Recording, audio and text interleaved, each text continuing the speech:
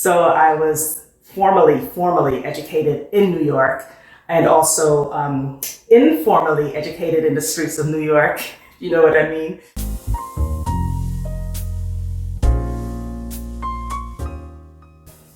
Hey Globetrotters, welcome back to the channel. If you're new here, my name is Lori, and in this community, we strive to educate, motivate, and inspire each other in all things travel related. I can't remember if I mentioned it in the Getting to Know Me video, but I lived in New York for quite some time from basically during my formative educational years. So from junior high school all the way through high school, college, undergrad, and graduate school twice over. So I was formally educated in New York and also informally educated in the streets of New York.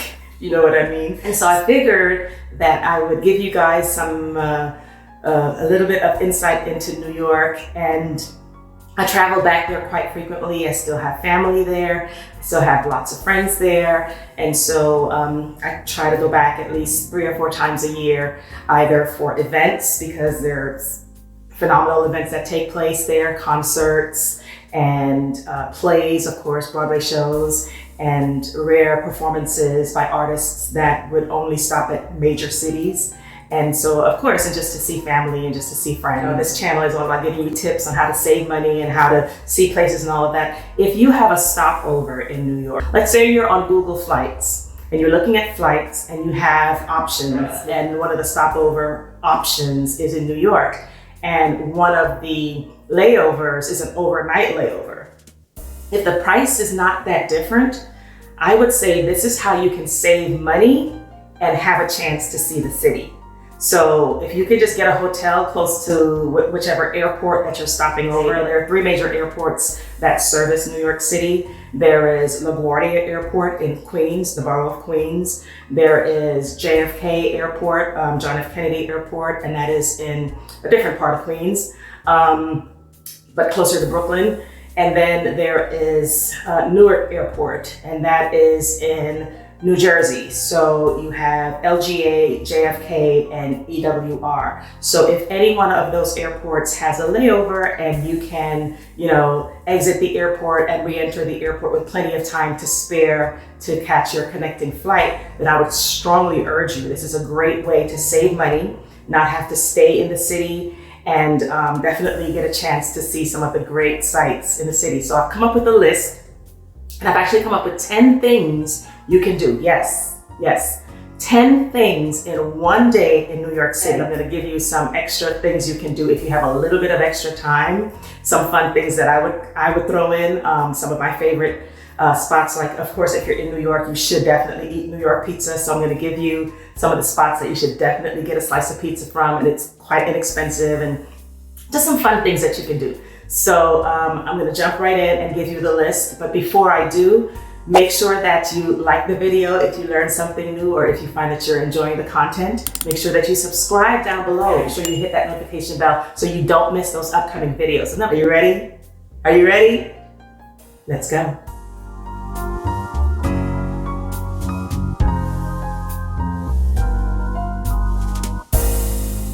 As I said, there are 3 major airports that service the city, service New York. You can enter via the Brooklyn Bridge, you can enter Manhattan from the Manhattan Bridge, or you can enter Manhattan from the Williamsburg Bridge. These are all 3 walkable bridges. However, this tour is going to take you from downtown to the vibrant Uptown. I've curated an itinerary that I think will take you to the most iconic tourist spots in New York. It's an unforgettable journey through the heart of New York City. Our first stop is going to be at the Brooklyn Bridge. Now, this is an architectural masterpiece connecting Manhattan to Brooklyn. It's the most famous of the 3 bridges. You can stroll along the pedestrian walkway. You can marvel at the stunning suspension design and soak in the panoramic views of the East River and the city skyline. The bridge is only about 1.1 mile long, so you may want to walk across it. However, depending on the time of day, there may be just way too much pedestrian traffic or too much bike traffic. However, at the time of the taping of this video, there is a separate bike path on another level so that the pedestrians can be on one level and the bikes can be on another level. I would recommend that you start this tour of New York earlier in the morning so that if you do wish to walk across the bridge and have that iconic photo in the middle of the bridge, that it's not too crowded and there won't be too many people in your shot. You can have that optimal shot to share on your social media feeds perhaps. Next, we're off to the Statue of Liberty. You can take a ferry from the same downtown area where the Brooklyn Bridge begins to Liberty Island, and you can then stand before the symbol of freedom. You can explore the museum, climb to the crown. However, do note that you need a ticket to go to the crown. Now, these tickets usually cost only about $24, $25. However, you have to take the ferry, pay the ferry to get across, and the price for the crown is the same, I believe, as the price for the pedestal, the base of the statue. But the crown is a special treat because you get to see the vistas of the New York skyline from in between the slots of the crown of the Statue of Liberty, and not many people have seen that. So this usually is booked up quite far in advance. You usually have to plan at least 2 to 3 months out. You may get lucky and get something within the next few days or weeks. However, it's usually recommended that you plan a few months out to reserve your time to view the city from the crown of the Statue of Liberty. So climb to the crown, you can absorb the breathtaking views of New York Harbor. Now, if you wish not to go into the Statue of Liberty, there may be other ways to see it. You may view it from cruises on the riverfront. You can view both the Statue of Liberty as well as the bridges, the Brooklyn Bridge, the Manhattan Bridge, the Williamsburg Bridge, depending on the boat cruise that you take.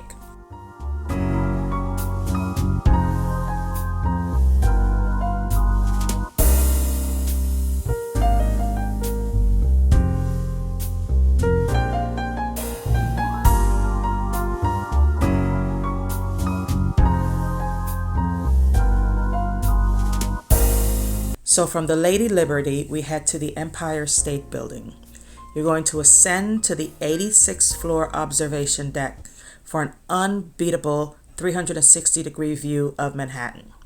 You'll see Central Park, you'll see the Hudson River, you'll see the city lights stretching as far as the eye can see. You'll see the FDR, which is basically the highway that runs along the east side from the Empire State Building, which used to be one of the tallest structures. Now, of course, it's not anymore, but it still is a very notable structure in New York.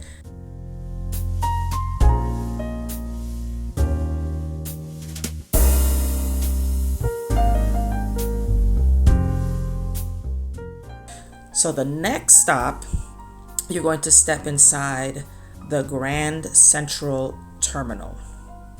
Now, in Grand Central Terminal, you'll be transported to a world of elegance and history. You'll be able to admire the celestial mural on the ceiling. You'll be able to people watch, which is one of my best things to do, in the main bustling main course, because this is a working train station, people. It's a working train station. You'll see people going back and forth to work. You'll see people, going back and forth between New York and New Jersey, Manhattan and Long Island. You'll see people coming in from Connecticut. People truly commute and use Grand Central Terminal as a throughway. But admire the architecture, admire the art. Look at the people, try to figure out what their stories are as they're bustling around the main concourse. And then you can even discover hidden gems, hidden secrets in this architectural wonder. There is a speakeasy type bar upstairs if you walk up the stairs a little bit, and you'll be able to enjoy that as well. It just feels like you are being taken back in time, but it's just something to just sit there and just feel the energy of New York. So it's something I highly recommend that you do. A short walk away from Grand Central Station is the Chrysler Building. Now, the Chrysler Building is a pinnacle of Art Deco design. Its gleaming spire, its intricate details, makes it one of the most photogenic skyscrapers in the city. So from a lot of different other points within the city, you will recognize the Chrysler Building. Take in the beauty of this iconic landmark up close. I think it's one of those pieces of the New York skyline that is highly recognizable. Now, once you leave the Chrysler Building, there is a short walk to Bryant Park. Now, I figure I would include this in this itinerary because it's a nice, relaxing interlude to arrive at Bryant Park. So amidst the urban jungle that is Manhattan, there is this green oasis that offers a very serene escape. It's a small park, but it's a very vibrant and active park. Sometimes you just see people walking through to get from one end to the next, but sometimes there are actually events taking place in Bryant Park. You can enjoy a book by the fountain. Sometimes there's a game of chess or a game of dominoes, perhaps, that you can join. It's the perfect spot for a picnic or for a leisurely stroll. And during the winter, there is even an ice skating rink that's set up.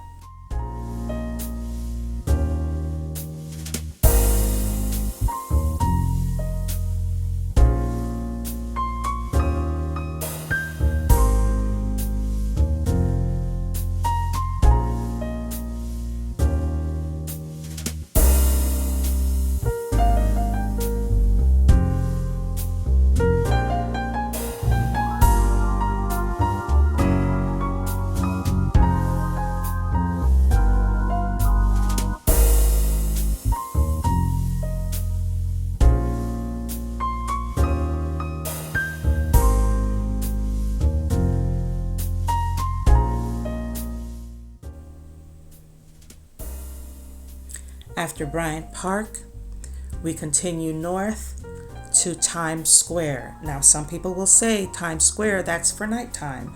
Well, I say you can do it twice in this itinerary that I'm giving you. I think it's good to see Times Square during the day and then also see it at night lit up. Kind of like when you go to Vegas, seeing Vegas during the day is a different experience than seeing Vegas at night. But I do believe that you can benefit from seeing it at both times. You'll see all of the street peddlers selling their wares on the sidewalk. You'll see the street performers doing their thing. You'll see people standing online waiting to buy tickets at the giant ticket booth for Broadway shows, because that giant ticket booth usually has them at a discount. You'll see people just, taking pictures. It's a very touristy spot. Some New Yorkers avoid it at all costs because they think it's just a tourist trap. But I believe that you should definitely experience it. So hold on to your hats as we venture into the dazzling Times Square.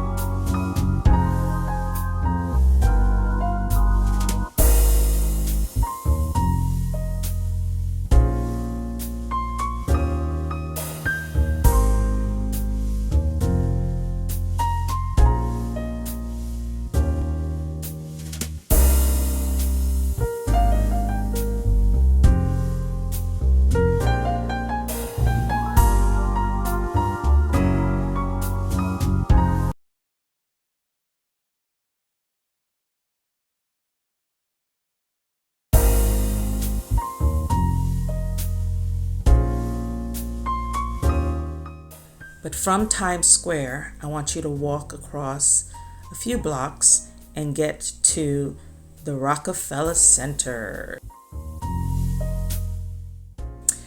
Rockefeller Center is a famous complex comprising of 19 buildings. So whether you're shopping, whether you're ice skating in the winter, whether you're taking the NBC studio tour, there's something for everyone at Rockefeller Center. Don't forget to admire the stunning Art Deco architecture. It's also known for the Rockefeller Center tree, then the tree lighting ceremony that occurs during Christmas time, and of course the ice skating rink during Christmas. I think it opens up around the end of the first or second week of December, where you can start ice skating there. Take an elevator to the top of the rock observation deck for stunning views of the city, including a beautiful view of Central Park. So if you don't have time to go to Central Park, this is a great place to get a glimpse of Central Park. The bar at the top of the rock, the observation deck has better views, I believe. And many other tour guides believe that this is much better than the Empire State Building view, because there aren't those bars that are at the top of the observation deck on the Empire State Building. So here it's crystal clear. You can get a much better view.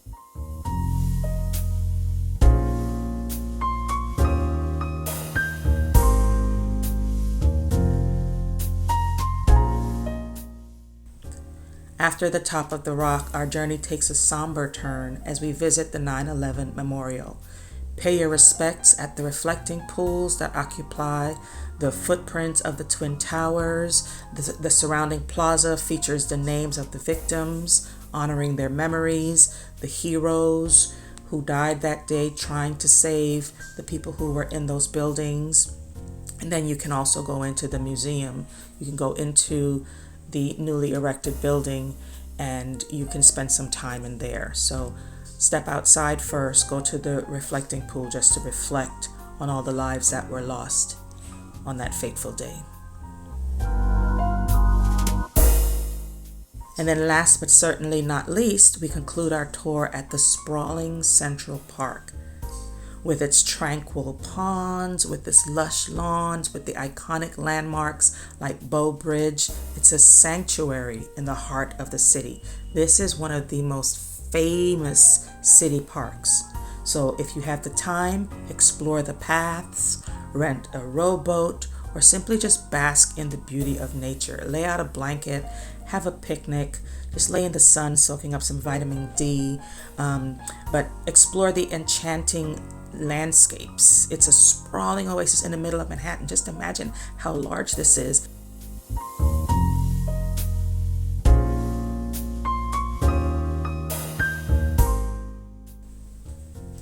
If you have time in your itinerary, one thing I would greatly recommend is that you walk the Highline. Head over to the west side and walk this elevated path.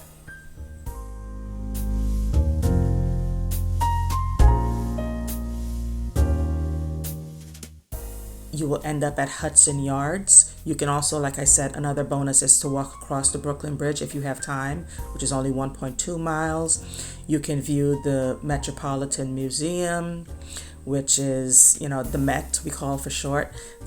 You can get a bagel from a food truck if you get hungry. There are tons of places around New York City to buy pizza by the slice for $1. Just New York pizza, I'm sorry, but hands down, and I've had pizza all over. And Chicago, I'm sorry, Chicago is not it. New York pizza is the best, so you have to get a piece of that. So whether you want to explore Chinatown or Little Italy after you've walked the but I say definitely walk the Highline.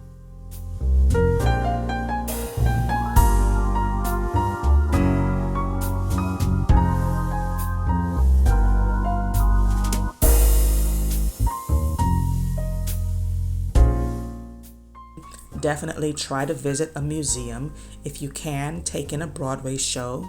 If you can, stop by a food truck, even if you're going to just buy roasted peanuts or those. I love the candied nuts that they sell, the clusters of candy nuts. But wear comfy shoes, avoid flip-flops, give yourself some time, stop, breathe, enjoy. At the end of the Highline, you end up at the mall at Hudson Yards. Now, at the top of this indoor structure, because it's an indoor mall, multiple floors, there's lots of high-end shopping, high-end luxury designers like Tiffany & Co., Gucci, Louis Vuitton. They're all enclosed in this building. But what I want to draw your attention to is at the very top of this building, there is an observatory called the Edge. And so you've seen Empire State Building, you've been to the top of the Rock, you've seen the view of New York from the Statue of Liberty. Now I want to show you New York from the Edge, and this is a view from the Edge. There are these tall glassed walls that allow you to walk right up to the edge of the building and see down upon New York, look around to New Jersey. There are even spots in the floor where it's just a glass structure so you can see down below. There's a protruding part that shows you down into New York as well. But it's an amazing, amazing view.